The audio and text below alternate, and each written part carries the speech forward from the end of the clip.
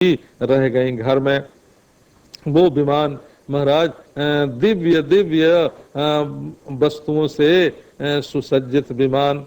अब उसमें एक दिन देवहूति जी कपिल के पास आई और बोली कि भगवान, मैं तो अत्यंत निर्वीण ऊब गई हूँ इस संसार से, हमको अब दुनिया में कुछ अच्छा नहीं लगता।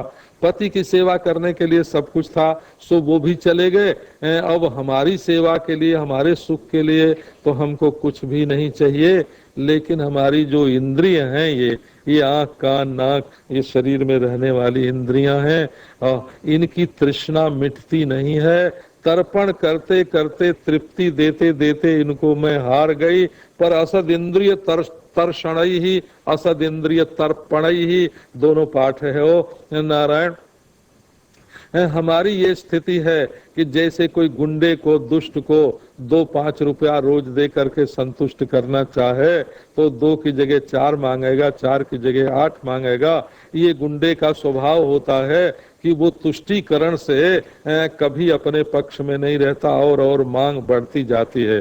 वैसे ही हमारी इन इंद्रियों की दशा है महाराज। इनको एक भोग दो तो दूसरा मांगती हैं, दूसरा भोग दो तो तीसरा मांगती हैं। सो अब जैसे हम इनके चक्कर से बचें वैसा आप हमको उपदेश कीजिए।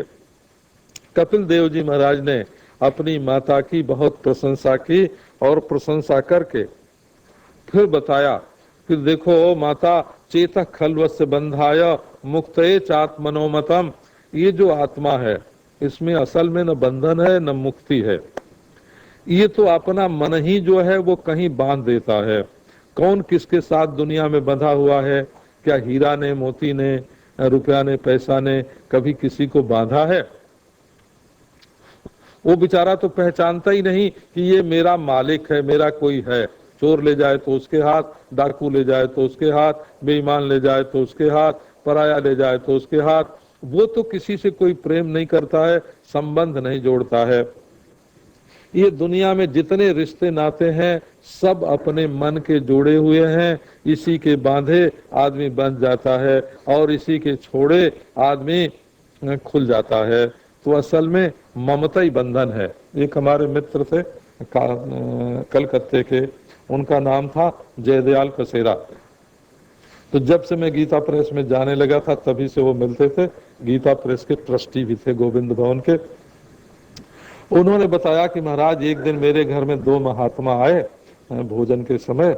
मैंने बड़े प्रेम से उनको भोजन कराया।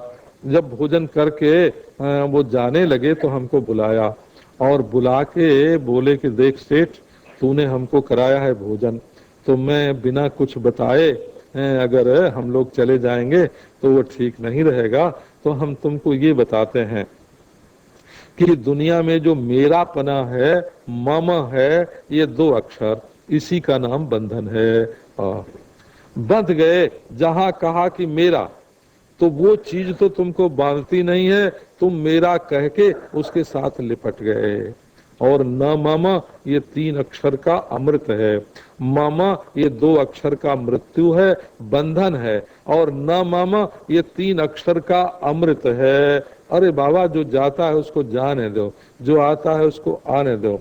तुम अपने स्वरूप की जो मस्ती है उसको किसी चीज के लिए क्यों खोते हो? तो असल में ये सांख्याचार्य, योगाचार्य जो कपिल जी महाराज हैं, इनका मूलतः सिद्धांत ही यही है कि संसार में ममता न होना, किसी भी वस्तु के साथ नारायण निर्मम होना, नारायण यही मुक्ति का स्वरूप है। तो बंधाय विषयासक्तम मुक्ति निर्विषयम स्मृतम। यदि विषयों में, संसार के पदार्थों में आसक्ति है तो बंधन है, और अनासक्ति है तो मुक्ति है। आसक्ति माने किसी के साथ चिपक जाना हो, सटना।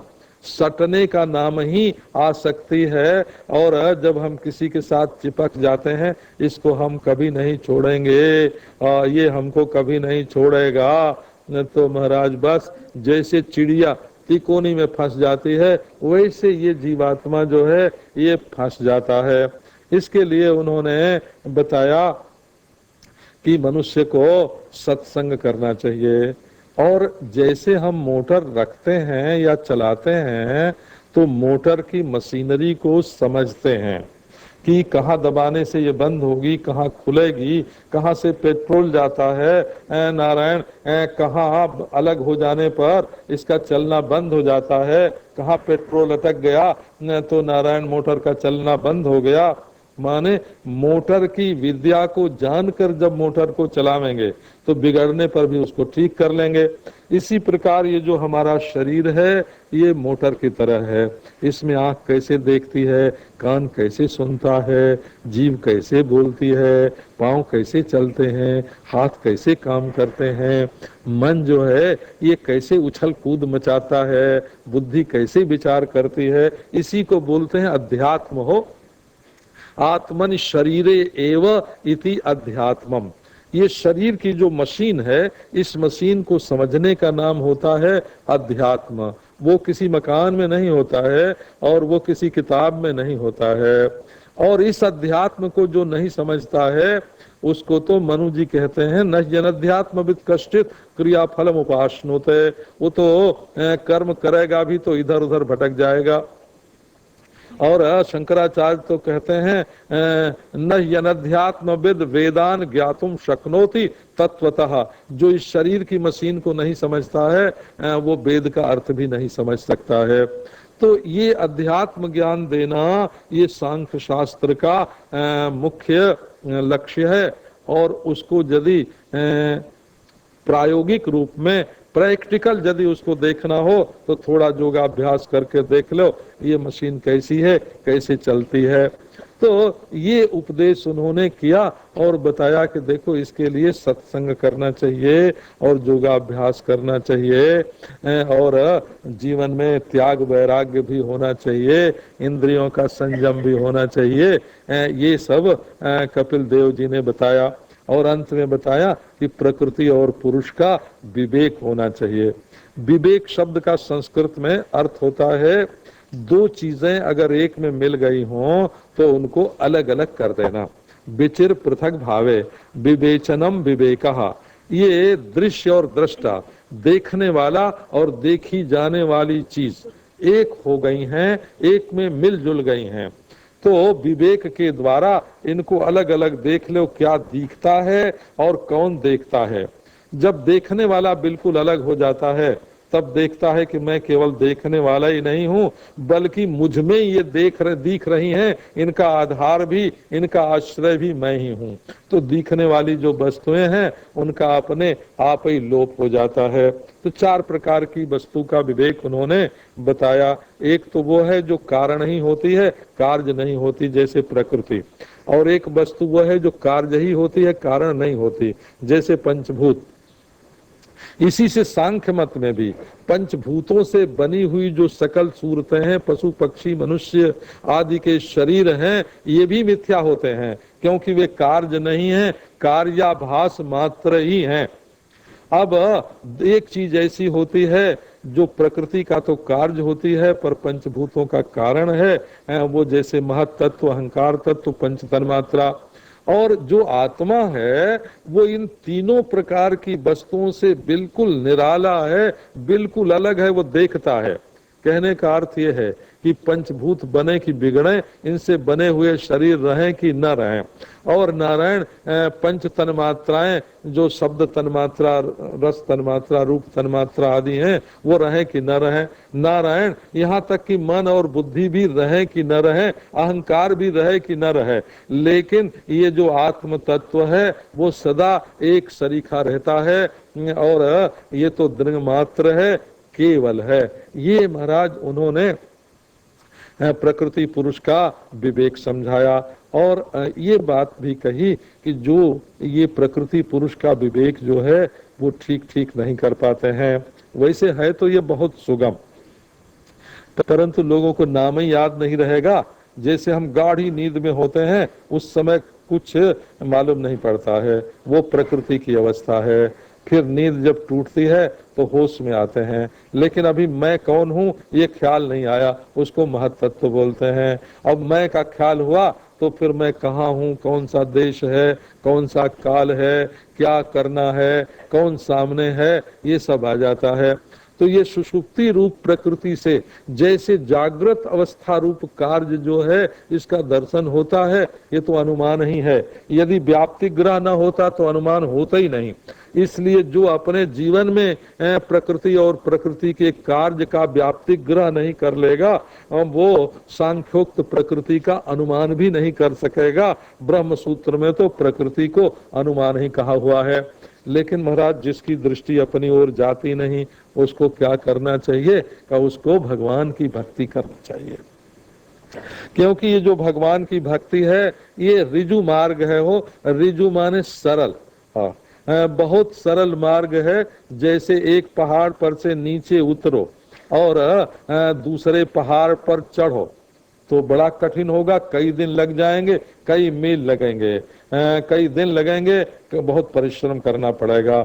लेकिन यदि रज्जु मार्ग बना होए, एक पहाड़ पर से दूसरे पहाड़ पर यदि बिजली की रस्सी लगी होए और उस पर झूला लगा होए तो मिनटों में एक पहाड़ से दूसरे पहाड़ पर चले जाते हैं। तो ऋजु मार्ग क्या है? कि परमेश्वर की जो भक्ति है ये रज्जु मार्ग है। ऋजु माने सरल, इसमें किसी प्रकार की कठिनाई नहीं है। क्योंकि ये जो भक्ति मार्ग है ये ऐसा है कि हमारी इंद्रियां जो विषयों में लगी हैं, देवानाम गुणलिंगानाम आनुश्रविक कर्मणाम सत्व एवैक मनसो वृत्ति स्वाभाविकी तुजा।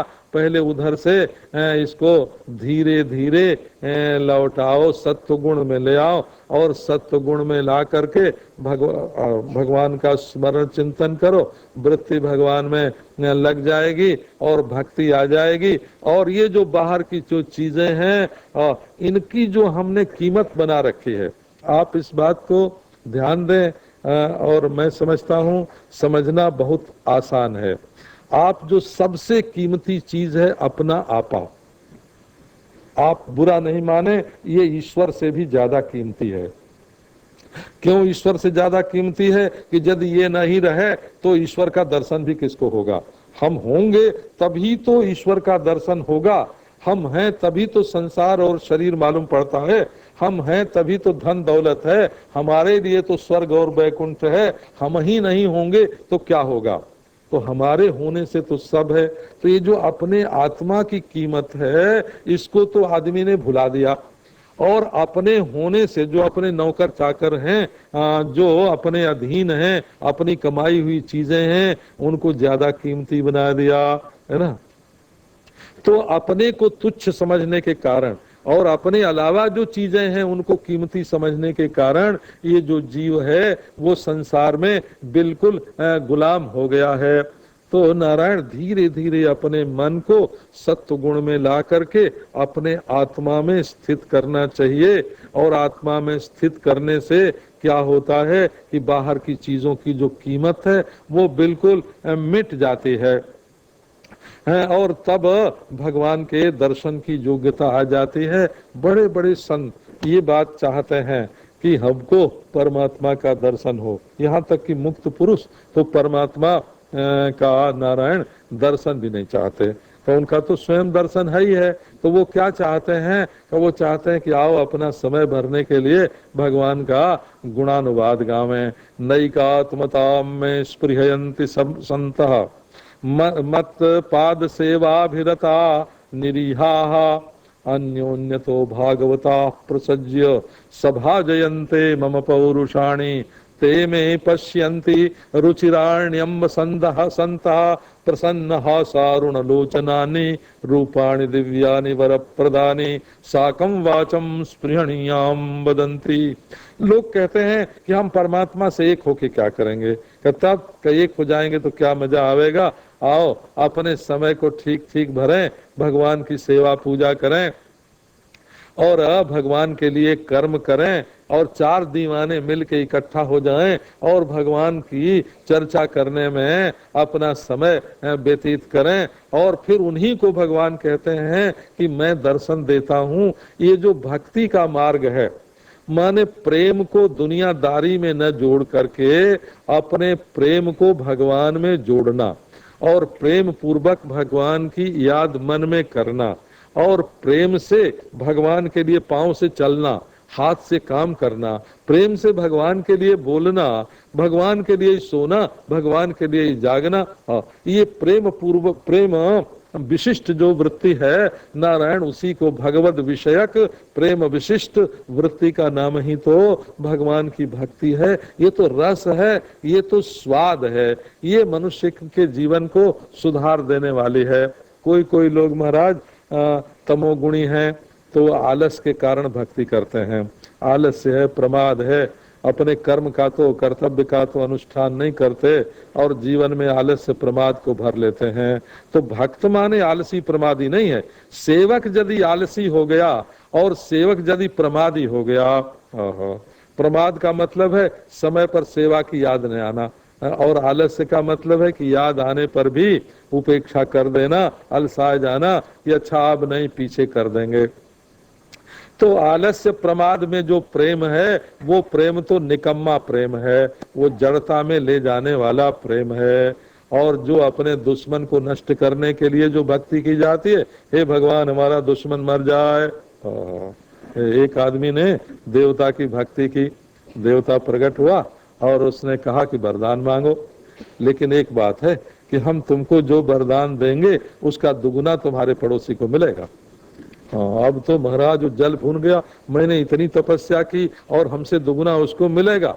कब बोले कि महाराज हम ये वरदान मांगते हैं कि हमारी एक आंख फूट जाए। नारायण उसकी तो दोनों फूट जाएगी।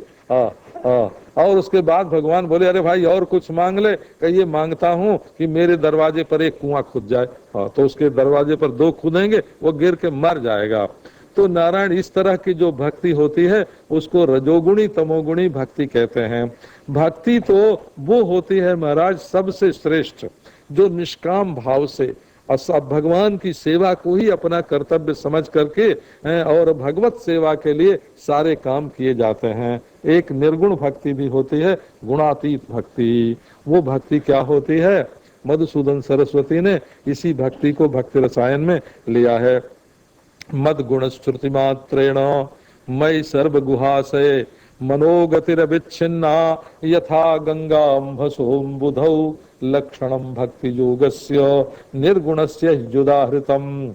ये भक्ति ये है महाराज कि कहीं भगवान का गुणानुवाद, जैसे आप कथा सुन रहे हैं और श्रवण किया महाराज, भगवान नारायण कितने कितने कृपालु हैं। जब सुदामा उनसे मिलने के लिए आए तो पानी परात को हाथ छुयो नहीं, नैनन के जलते पग धोए, टपाटप आंख से आंसू गिर रहे हैं अपने भक्त के लिए। ये भगवान की करुणा देखने में आई। एक दिन भगवान उदास बैठे थे, रुक्मिणी जी ने पूछा कि क्यों प्रभु आप उदास क्यों हैं? तो क्या बताऊं रुक्मिणी, हृदय निरूढ़म में एतत्सल्यम प्ररूढ़म में हृदयान्नाप सरपति। मेरे दिल में एक कांटा गड़ गया है और वो निकालने से भी नहीं निकलता। क्यों? वो कांटा क्या है? रुक्मिणी ने पूछा कि कांटा ये है कि द्रौपदी को भरी सभा में नंगी होते समय मुझे पुकारना पड़ा और तब मैं वहां गया। यदि मैं उसके बिना पुकारे वहां पहुंच जाता तो कितना अच्छा होता। मैं बड़ा आलसी हूँ, मैं अपने कर्तव्य से च्युत हो गया, मुझे तो पहले ही पहुंच करके उसकी रक्षा करनी चाहिए। जब हम भगवान के गुणानुवाद का श्रवण करते हैं कि एक गीध महाराज, गीध को उठाए करके रामचंद्र भगवान ने अपने गोद में ले लिया और उसके मुख को अपने कंधे पर रखा और जटायु की धूर जटान संझारी, अपने बालों से उन्होंने जटायु गीध की धूर झाड़ी। जब ये बात भक्त लोग सुनते हैं महाराज तो उनका हृदय द्रवित हो जाता है, आंखों में आंसू आते हैं। और भगवान कितने कृपालु, कितने सर्वज्ञ, कितने सर्वशक्तिमान, उनकी चित्तवृत्ति, भक्तों की चित्तवृत्ति भगवान में चली जाती है। और जैसे एक नदी पिघल करके समुद्र में गिरती है, इसी प्रकार उनका हृदय भगवान में गिरने लगता है। नारायण, ये भक्ति जो है ये गुणातीत भक्ति है, क्योंकि स्वयं भगवान निर्गुण है। भगवान को अपने हृदय में लेना हो तो भगवान का ध्यान करना चाहिए हो। ध्यान में कैसे आसन लगावे, ये आसन भी लगाना आवश्यक है। कमर पतली करने के लिए आसन करना दूसरी बात है, और भगवान को प्राप्त करने के लिए आसन करना ये दूसरी बात है। सो नारायण, अब तो आसन लगा करके और प्राणायाम करके पूरक, कुंभक, रेचक और अपने चित्त को पवित्र करके भगवान के चरणारविंद से लेकर के मुखारविंद पर्यंत एक एक अंग को देखता जाए। संचिंतेद भगवतश् चरणारविंदम वज्रांकुशध्वज सरोरुह लांछनाढ्यम उत्तुंग रक्त विलसन नख चक्रवाल ज्योत्स्नाभिराहत महद हृदयांधकारम।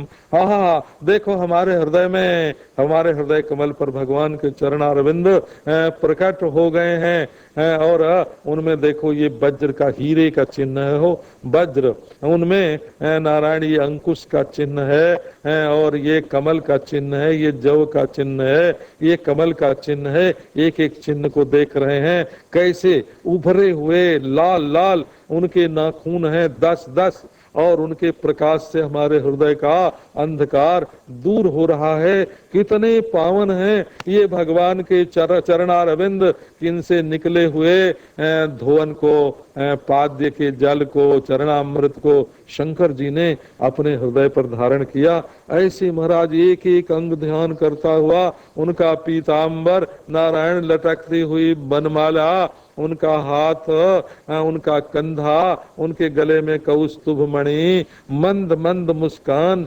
चमकते हुए दांत, उनकी नासिका, उनकी आंख, ललाट, गोरोचना का तिलक, उनका मुकुट, कुंडल, और नीचे से ऊपर, ऊपर से नीचे ध्यान करता चला जाए। और ध्यान करते करते जब एक एक अंग में ध्यान पक्का हो जाए तब दूसरे अंग का करे, दूसरे अंग का पक्का हो जाए तो तीसरे अंग का करे। जितम जितम स्थानम अपूज्य धारे। नारायण, अब उसके बाद बस सुस्मितम भावेन मुखम, केवल मुंह की मुस्कान का चिंतन करे, और धीरे धीरे उस मुस्कान को खेल करके, छोड़ करके, और सर्वव्यापी भगवान में अपने चित्त को लगा दे। और सर्वव्यापी भगवान में लगाने पर चित्त जब राग द्वेष से रहित हो जाता है और निर्विषय हो जाता है और अपना कर्तापन छूट जाता है, तब हमारे और परमात्मा के बीच में फर्क डालने वाली, अंतर डालने वाली, व्यवधान डालने वाली कोई चीज नहीं होती है। और ये भक्त जो है ये परमात्मा से एक हो जाता है, और एक हो जाने पर तो वो बिल्कुल मस्त महात्मा हो जाता है। नारायण, आगे बताया कि संसार में जो लोग भक्ति करते हैं महाराज, भक्ति माने केवल गुफा में रहना, एकांत में रहना, कोई काम न करना, ये नहीं होता है। देखो हमारे जो भगवान हैं, कपिल देव जी ने देवहूति को बताया, वो कहीं अलग नहीं रहते हैं, वो तो हमारे, हम सब लोगों के जीवन में ही समाये हुए हैं।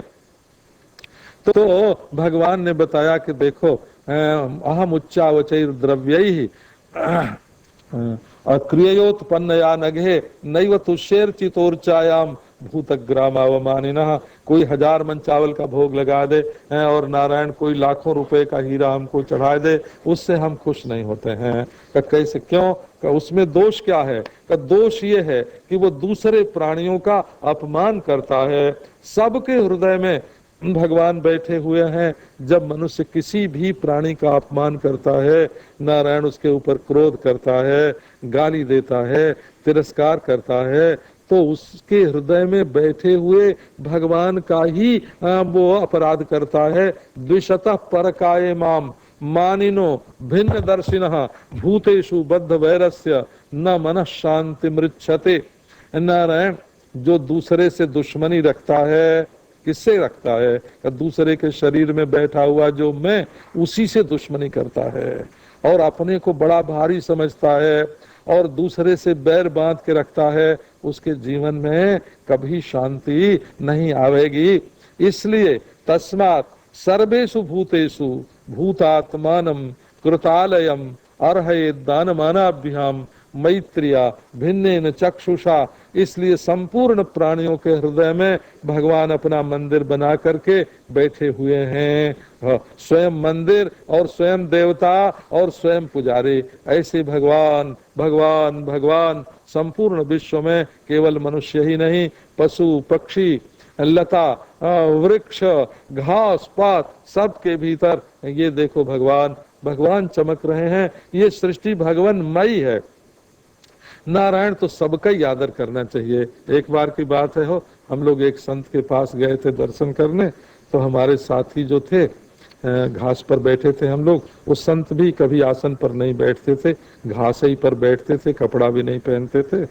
तो हमारे साथी बैठ के वो जो हरी हरी दूब थी उसको नोचने लगे, जैसे बच्चे कालीन पर बैठ के उसके रेसे तोड़ने लगते हैं ऐसे। अब महात्मा ने कहा, अरे क्या कर रहे हो बाबा, ये देखो जन्म जन्म की तपस्या करके माटी जो है वो दूब बनी है, ये गाय के पेट में जाएगी तो दूध बनेगी, और वो मनुष्य के पेट में जब दूध जाएगा तो मनुष्य बीर्ज बनेगा, मनुष्य बनेगा, और वो चाहेगा तो भगवान को प्राप्त कर सकेगा।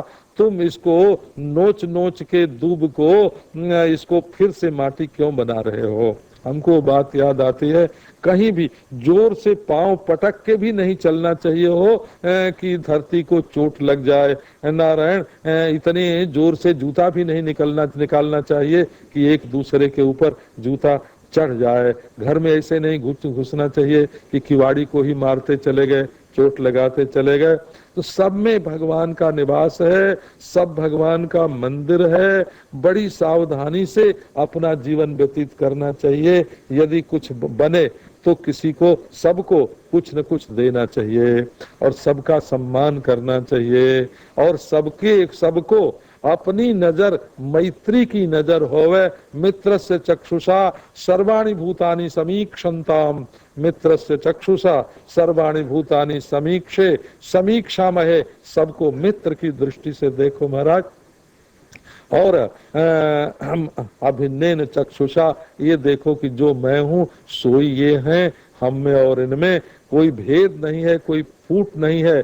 हमको जो अच्छा लगता है नारायण कि हमको कोई गाली न दे, प्रेम करे नारायण, वही इनको भी अच्छा लगता है। जैसे हमको खाना पीना अच्छा लगता है वैसे इनको भी अच्छा लगता है। तो अभिन्नेन चक्षुषा, अपनी नजर को तोड़ फोड़ करके नहीं देखना चाहिए, अपनी आंख को आधी नहीं बनाना चाहिए, टुकड़ा टुकड़ा अपनी आंख को नहीं करना चाहिए, एक ही दृष्टि से सबको देखना चाहिए।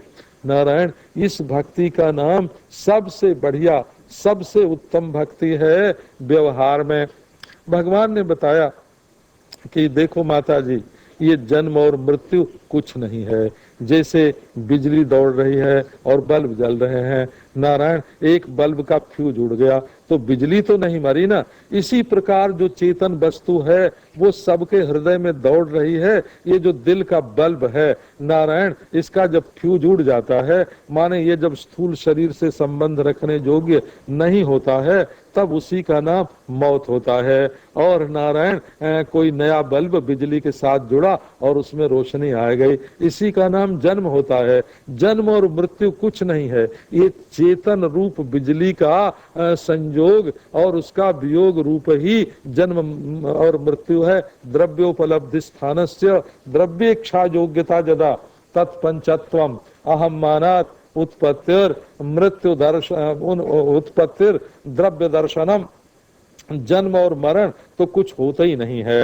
ये तो एक मनुष्य के मन में डर समा गया है कि सकल सूरत फूटती है तो मौत हो जाती है। इसी प्रकार ईश्वर के संबंध में कपिल देव जी ने बताया कि माता, जैसे कोई एक फूल, गुलाब का फूल अपने हाथ में ले ले।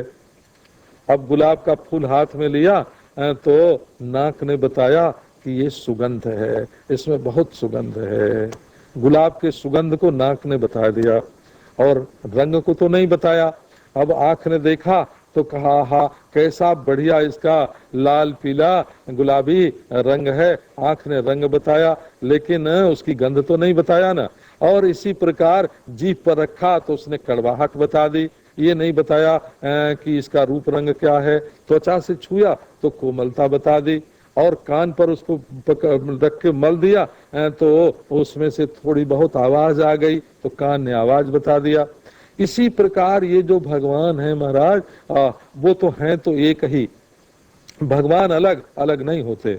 यथेन्द्रिय ही पृथक द्वार ही एको बहुगुणाश्रय नानायते तद्वत, भगवान एको नानेयते तद्वत, भगवान शास्त्र वर्तम भी, भगवान तो एक ही हैं। जैसे हमारी इंद्रियां गुलाब के फूल को अलग अलग बता देती हैं और चीज एक ही है, इसी प्रकार भगवान एक है, लेकिन शास्त्र उसको नाना रूप से बोलते हैं। जिसको जैसा पसंद हो वो वैसे भगवान को ग्रहण कर ले। असल में भगवान दो नहीं होते हैं। इस प्रकार उपदेश करके कपिल देव जी ने बताया कि मनुष्य को भगवान की भक्ति जरूर करनी चाहिए, भगवान से प्रेम करना चाहिए, नहीं तो दुनिया में तुम्हारी बुद्धि कहीं स्थिर नहीं होगी। लभेत बाता हत नौरिवास पदम, जैसे आंधी में तूफान में जैसे नाव फंस जाए और उसको कोई जगह न मिले टिकने की, ऐसी दशा तुम्हारे जीवन की होगी। कभी इससे प्रेम होगा, कभी उससे प्रेम होगा, कभी उस वहां भटकोगे। इसलिए एक भगवान से अपना प्रेम जोड़ लेना चाहिए और व्यवहार सबके साथ करना चाहिए। और जो लोग भगवान से प्रेम नहीं करते हैं उनकी वासनाओं का तो कोई अंत नहीं है। अब वासना पूरी करने के लिए उन्हें महाराज मरने के बाद फिर माता के गर्भ में जाना पड़ता है। जैसी वासना होगी, मान लो कोई बहुत गुस्से वाला आदमी है तो उसका गुस्सा कहाँ जाके पूरा होगा? सांप की जोनी में जाएगा। और कोई मांस खाने वाला बहुत आदमी है तो नारायण वो वासना कहाँ पूरी होगी? का गीध की जोनी में जाने से पूरी होगी या शेर की जोनी में जाने से पूरी होगी? सो नारायण जैसी वासना होती है वैसे तत्वों को अपने साथ खींच लेती है और शकल बनाती है। तो न कललन त्वेकरात्रेण, 1 महीने से लेकर के महाराज 9 महीने तक माता के गर्भ में ये शरीर बनता है। अब वहाँ कोई आराम थोड़े ही है कि उल्टे सिर पड़े हैं नारायण, और वहाँ कभी कीड़ा काटता है, मकोड़ा काटता है, वहाँ भी होते हैं। वहाँ भी खाज होती है महाराज, जब चेतना आ जाती है तो वहाँ भी खुजली होती है, वहाँ भी भूख प्यास लगती है और व्याकुल बिल्कुल पराधीन बंधा हुआ जैसे बोरी में कस के कोई रखा गया हो वैसे रखा हुआ जीव गर्भ में बहुत तकलीफ पाता है। जब होश आता है उसको तब भगवान से प्रार्थना करता है कि हे प्रभु हमारे ऊपर कृपा करके इस गर्भ से हमको निकाल दो। तो हम जब पैदा होंगे तब तुम्हारी भक्ति करेंगे, भजन करेंगे, तुमसे प्रेम करेंगे और ऐसा प्रेम करेंगे कि फिर हमको गर्भ में वासना के कारण न आना पड़े। सारी वासनाओं को तुम्हारे साथ जोड़ देंगे और वासनाओं को मिटा देंगे और बाधित कर देंगे तत्व ज्ञान के द्वारा। ऐसी प्रतिज्ञा भगवान के सामने करता है, प्रभु हमको निकालो। तब भगवान की कृपा से जो प्रसूति की वायु है वो बाहर निकालती है और महाराज बाहर निकलती उसको वो प्रतिज्ञा भूल जाती है और प्रतिज्ञा भूल करके वो फिर संसार में लिपट जाता है। ये मेरी माँ है, ये मेरा बाप है, ये मेरे सगे संबंधी हैं, ये खाना पीना है। तो बचपन में महाराज खाट पर पड़ा रहता है और लगती है उसको भूख और रोने लगता है। तो माँ कहती अरे इसके पेट में दर्द हो गया भाई, डॉक्टर को बुलाओ, दवा दे दो। अब दवा डॉक्टर आवेगा, एक गोली खिला जाएगा, इंजेक्शन दे देगा और बच्चा तो खाने पीने के लिए रो रहा है। बच्चा तो रो रहा है कि हम माँ की गोद में चलें और जो धड़कन हम सुना करते थे गर्भ में उसी की आवाज फिर सुनने को मिले। पर माता जो है का वो तो महाराज आया के गोद में दे करके और स्वयं परस लेके और चली जाती है शॉपिंग करने के लिए। नारायण उसको पता ही नहीं कि हमारे बच्चे को क्या तकलीफ है। इतना दुख होता है बचपन में। फिर जब पढ़ने लिखने के लिए जाते हैं तब डांट पड़ती है, ऐसे बैठो, ऐसे उठो, ये करो, ये मत करो, ये खाओ, ये मत खाओ। नारायण उसके बाद जब जवान होते हैं तो स्त्री पुरुष के चक्कर में, पुरुष स्त्री के चक्कर में पड़ जाती है और महाराज भोग राग में कभी दुख पाते हैं, कभी सुख पाते हैं, कभी लड़ाई होती है, कभी प्रेम होता है। दिन भर में 17 बार नाराज होते हैं और 17 बार खुश होते हैं। ये महाराज जिंदगी जो है ये इस तरह से चलती है। बुढ़े होते हैं, दांत टूट जाते हैं, आंख कमजोर हो जाती है और झुर्रियां पड़ जाती हैं, शरीर में लटक जाते हैं, डंडा लेके चलते हैं, बीमार पड़ते हैं और सांस घर घर बोलती है, लोग बेहोश भी नहीं रहने देते। आके बारंबार पूछेंगे कैसा लगता है, बहुत दर्द हो रहा है, करे बाबा हो रहा है ना, तुम हमको बुला करके हमको तकलीफ क्यों देते हो। ये सहानुभूति प्रकट करने वाले का बोले हमको पहचानते हो, आके पूछते हैं हमको पहचानते हो, कि बाबा जिंदगी भर तो पहचाना तो कुछ नहीं बना, अब मरते समय तुम अपनी पहचान क्यों करवाते हो। आ करके महाराज पूछते हैं हमको पहचानते हो, हमने जो कहा सो समझा।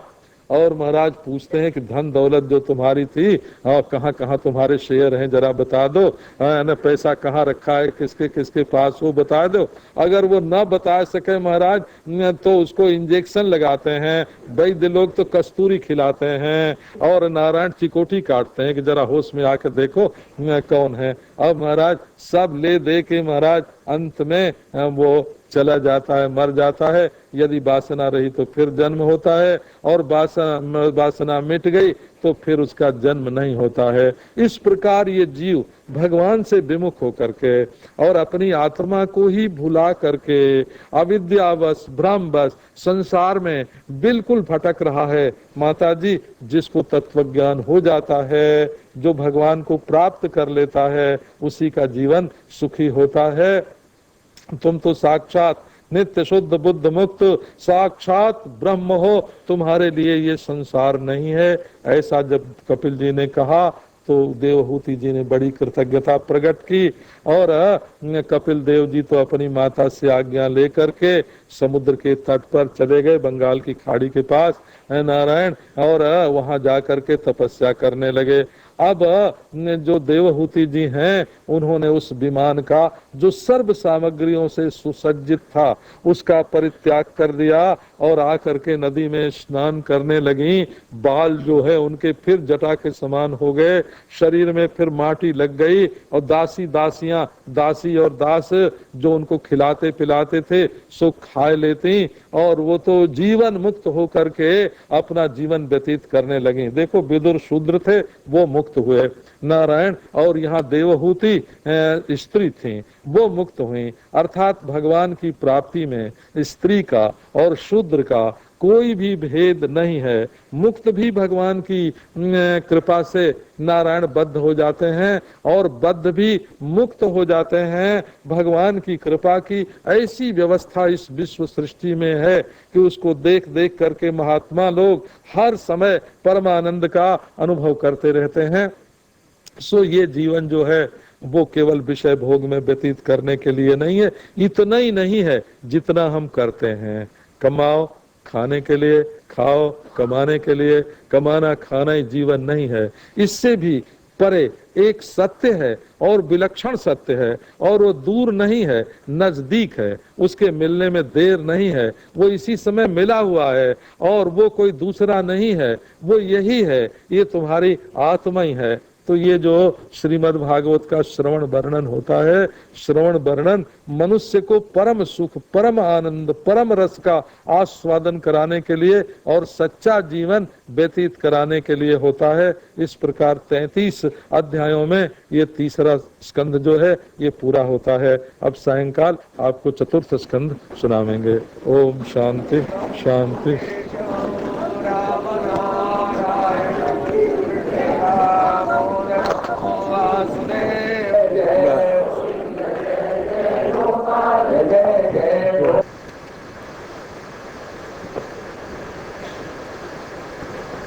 ओम श्री गणेशाय नमः। श्री सरस्वत्यै नमः। श्री सद्गुरुभ्यो नमः। ओम नमः श्री परमहंसास्वादित चरण कमल चिन्म करंदाय भक्तजन मानस निवासाय श्रीरामचन्द्राय वागीशायस्य वदने लक्ष्मीर्यस्य च वक्षसि यस्यास्ते हृदये संवित् तं नृसिंहमहं भजे। विश्वसर्गविसर्गादि नवलक्षणलक्षितं श्रीकृष्णाख्यं परं धाम जगद्धाम नमामि तत्।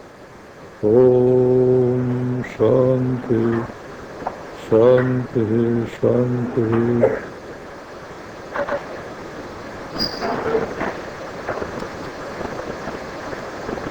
अब चतुर्थ स्कंध की कथा प्रारंभ करते हैं। चतुर्थ स्कंध में विसर्ग का वर्णन है। विसर्ग का अर्थ यहाँ लौकिक नहीं अलौकिक है। धर्म अर्थ काम मोक्ष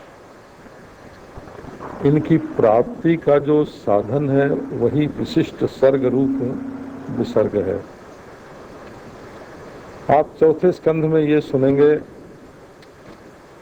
कि जो भगवान का आश्रय लेकर के धर्म करता है उसका धर्म सफल होता है। जो भगवान का आश्रय लेकर के अर्थोपार्जन करता है उसका अर्थ भी सफल होता है। और जो भगवान का आश्रय लेकर काम सेवन करता है उसका काम भी सफल होता है। और जो भगवान का आश्रय लेकर मोक्ष की साधना करता है उसको मोक्ष भी प्राप्त होता है। लेकिन जो भगवान का सहारा छोड़कर भगवान का आश्रय छोड़ करके और दूसरी तरह से धर्म अर्थ काम मोक्ष प्राप्त करना चाहते हैं उनके मनोरथ की सफलता में बड़ी बाधा पड़ती है और अंत में होता भी नहीं है। तो चौथे स्कंध में 4 विभाग हैं। एक तो धर्म का है जिसमें अत्रि और दक्ष हैं, और एक अर्थ का है जिसमें ध्रुव और उत्तम है, और एक काम का विभाग है जिसमें बेन और पृथु हैं, और एक मोक्ष का विभाग है जिसमें प्राचीन बरही और प्रचेता हैं। इस प्रकार 7 अध्यायों में धर्म का, क्योंकि सप्ततंतु यज्ञ होता है, और 5 अध्यायों में अर्थ का, क्योंकि 5 इंद्रियों से उसका ग्रहण होता है, और 11 अध्यायों में काम का, क्योंकि 10 इंद्रिय और 1 मन 11 के द्वारा उसका ग्रहण होता है। इसके बाद 8 अध्याय में अष्टधा प्रकृति से मोक्ष प्राप्त करने के लिए 4 अध्यायों में साधारण मुक्ति की और माने निर्गुण मुक्ति की, और 4 अध्यायों में एक सगुण मुक्ति की कथा आती है। इस तरह 31 अध्यायों में ये चतुर्थ स्कंध पूरा होता है। प्रारंभ में ही ये कथा आती है कि ब्रह्मा के पुत्र थे अत्रि। अत्रि माने जिसमें 3 गुण न होए उसको अत्रि कहते हैं। नास्ति त्रि ही जस्मिन असौ अत्रि, जिनमें 3 गुण नहीं है तो सत्व रज तम जो गुणातीत हैं उनका नाम है अत्रि। और करदम की पुत्री अनसुया के साथ उनका विवाह हुआ था। अनसुया का नाम आप लोग सब जानते हैं। अनसुया का अर्थ होता है संस्कृत में जो किसी में दोष न निकाले। परगुणेषु दोषाविष्करणम असूया, नास्ति असूया जस्याम सा अनसूया। जिसमें असूया किसको कहते हैं? जैसे कोई जप कर रहा हो, संध्या कर रहा हो, कीर्तन कर रहा हो तो बड़े प्रेम से कर रहा है, लेकिन आपने कह दिया कि अरे ये तो दिखाने के लिए कर रहा है, तो यही असूया हो गई। दूसरे के अच्छे काम में खोट निकाल लेना, बुराई निकाल लेना, इसका नाम असूया होता है। तो ये जो अनसूया जी हैं वो किसी में खोट नहीं निकालते हैं, बुराई नहीं निकालते हैं, इसलिए उनका नाम अनसूया है। कोई कोई अनसूया की जगह अनुसूया पाठ भी मानते हैं। तो अनुसूया का अर्थ है कि अनुसूते, एक के बाद एक ब्रह्मा विष्णु महेश को जो पुत्र के रूप में जन्म देती हैं, उनका नाम होता है अनुसूया। अब ये अत्रि जी को जब ब्रह्मा जी ने आज्ञा दी कि तुम तप करो, तब वो गुणातीत तो थे ही, उनको तप की कोई जरूरत नहीं थी, परंतु तपस्या की, तपस्या में कोई न कोई संकल्प करना पड़ता है। तो उन्होंने संकल्प किया कि एक जो ईश्वर है वो हमारे ऊपर प्रसन्न हो। अब महाराज कौन प्रसन्न हो? ब्रह्मा विष्णु महेश तो ये तो त्रिगुण के अंदर हैं। अब एक ईश्वर कैसे प्रसन्न होए? तो ये तीनों आकर के प्रकट हुए, ब्रह्मा विष्णु और महेश। ब्रह्मा रजोगुण के अधिष्ठात्री देवता हैं, विष्णु सत्वगुण के और रुद्र तमोगुण के। ये सृष्टि स्थिति संहार करते हैं। अत्रि जी ने पूछा कि मैंने तो एक ईश्वर को प्रसन्न करने के लिए तप किया था, आप तीनों के तीनों क्यों प्रकट हुए? तो उन लोगों ने बताया कि हम लोगों का नाम रूप तो अलग अलग है, एक लाल हैं, तो एक रंग रहित सांवरे हैं, और एक श्वेत वर्ण के हैं, और नाम तीनों के तीन हैं, रंग तीन है, आकृति तीन है। एक के चार मुंह है, एक के चार हाथ हैं और मुंह एक ही है, और एक है उनके तीन आंख हैं। तो सकल सूरत तीनों की अलग अलग है, लेकिन नारायण नाम भी अलग अलग हैं, लेकिन ईश्वर एक ही है। नाम और रूप के अलगाव से ईश्वर में किसी प्रकार का अलगाव नहीं होता। कहते हैं यही तीनों प्रसन्न होकर के अत्रि के पुत्र बने। इसमें मनोरंजन के लिए एक पुराणांतर की, दूसरे पुराण की कथा आपको सुना देते हैं। एक दिन तीनों देवियां इकट्ठी हुई, ब्रह्मा जी की सावित्री, नारायण और विष्णु भगवान की लक्ष्मी और रुद्र की सती पार्वती सती, और तीनों के मन में ये था कि हम सबसे बड़ी पतिव्रता हैं। अब पतिव्रता होना तो बहुत अच्छा है, लेकिन अभिमान करना अच्छा नहीं है। अच्छे काम में होड़ लगाना भी अच्छा है, परंतु अभिमान करना अच्छा नहीं है, क्योंकि अभिमान कभी कभी अच्छा काम करवाता है और कभी कभी बुरा काम भी करवा देता है। अब कोई ब्राह्मण हो और कहे कि मैं ब्राह्मण हो के झूठ नहीं बोलूंगा, तो ब्राह्मण के अभिमान से अच्छा काम हुआ, झूठ से बच गया। और किसी ने कहा कि मैं ब्राह्मण हूँ, मैं चाहे जो कुछ करूं, मेरा कोई क्या बिगाड़ेगा, तो वहाँ ब्राह्मण के अभिमान ने बुराई करवा दी। अभिमान भी असल में ईश्वर का बनाया हुआ है, उसका अच्छा उपयोग करोगे तो अच्छाई आवेगी जीवन में, और बुरा उपयोग करोगे तो बुराई आवेगी जीवन में। अब तीनों देवियों के मन में अभिमान। उसी समय नारद जी घूमते फिरते वहां आ गए, और नारद जी से इन तीनों ने प्रश्न कर दिया कि महाराज आप बताओ कि दुनिया में सबसे बड़ी पतिव्रता कौन है। सो नारद जी समझ गए कि इन लोगों के मन में अपने अपने पतिव्रता होने का अभिमान है, तो तीनों में से किसी का नाम नहीं लिया। बोले कि अनसूया जी हैं अत्रि की पत्नी दक्ष कुमारी, नारायण उनसे बड़ी पतिव्रता आज सृष्टि में कोई नहीं है। अब महाराज इन लोगों को कुबुद्धि अभिमान जब होता है तो मनुष्य के मन में कुबुद्धि आ जाती है, और उन्होंने अपने अपने पतियों से आग्रह किया कि तुम लोग जा करके अनसूया जी के पतिव्रता होने की परीक्षा लो कि वो असली पतिव्रता हैं कि नहीं हैं। अब ये तीनों गए महाराज अनसूया जी के दरवाजे पर भिक्षुक बन के, और नारायण हरि बोल दिया कि हमको भिक्षा दो। जब भिक्षा देने के लिए अनुसुईया जी आई तब बोले कि ऐसे भिक्षा, बोले कि हम ऐसे भिक्षा नहीं लेंगे, जब तुम निराभरण हो करके, नग्न हो करके तुम भिक्षा दोगी तब लेंगे। अब परपुरुष के सामने पतिव्रता स्त्री नंगी कैसे हो? ये धर्म संकट आके खड़ा हो गया। और भिक्षा दिए बिना लौटा देना ये भी धर्म नहीं है। अनुसुईया जी ने कहा कि अच्छा आप ठहरिए, मैं भिक्षा लेके आती हूँ। और जब वो भिक्षा लेने के लिए घर में गई तब तक क्या हुआ कि ये तीनों बच्चे हो गए और छोटे छोटे बच्चे होके एक खाट पर लेट गए और किहां किहां करने लगे। अनुव्रता पतिव्रता अनुसुईया जी की तपस्या की, पतिव्रत धर्म की ऐसी शक्ति कि ब्रह्मा विष्णु महेश तीनों उनके बच्चे बन गए। अब उन्होंने नंगे हो करके भी उनको खिलाया पिलाया, भिक्षा दी।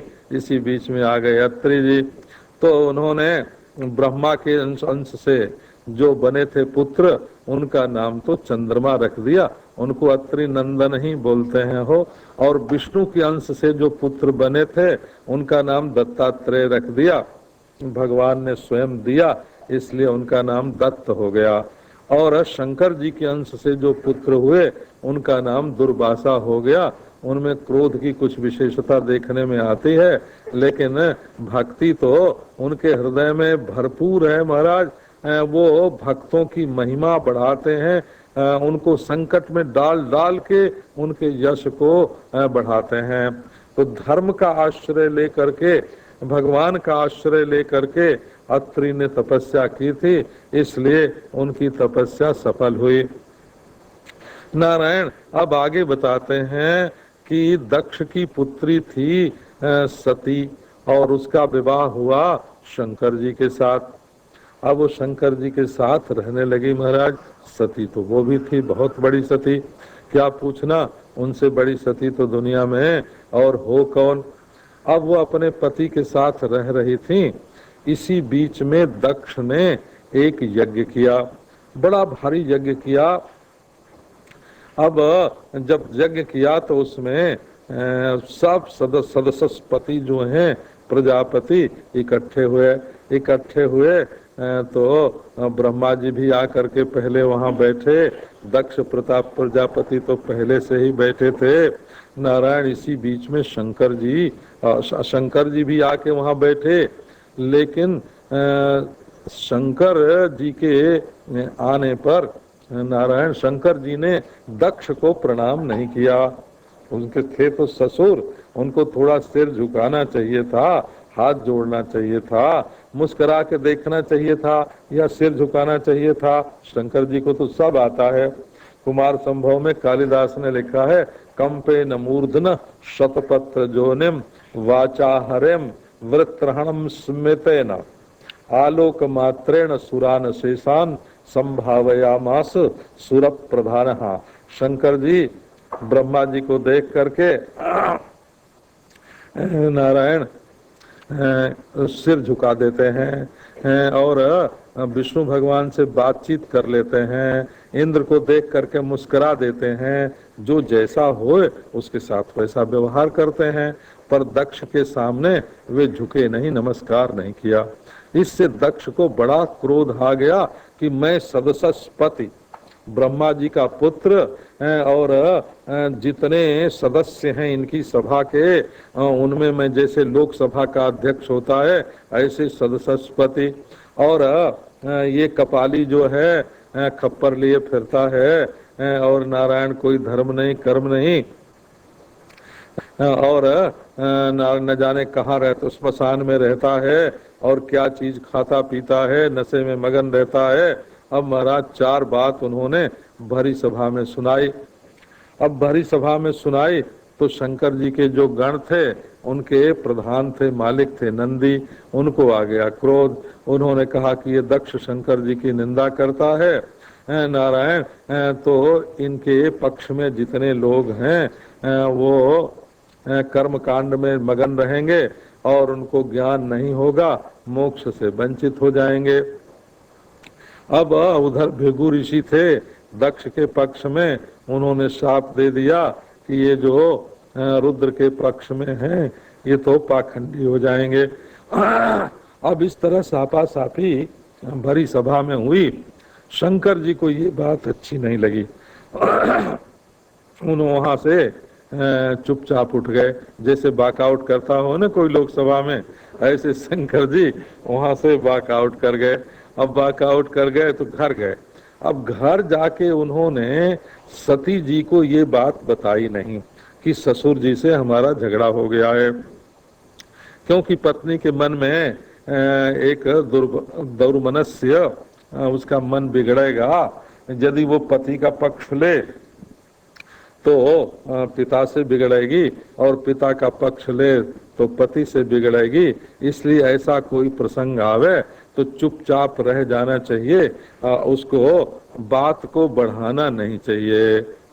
ऐसे ही भगवान श्री कृष्ण ने रुक्मिणी और बलराम के झगड़े में भी किया था, चुप रह गए, न रुक्मिणी की ओर से बोले और न तो बलराम जी की ओर से बोले। ये बात भागवत में आगे आवेगी। तो हर जगह बोलना ही बोलना जरूरी नहीं रहता है, कहीं कहीं चुप हो जाना भी बड़े काम का होता है। अब शंकर जी की घर की गृहस्थी पहले की तरह चलती रही, लेकिन ये संसारी लोग जो है महाराज, वो अपने मन में दुश्मनी पाल लेते हैं।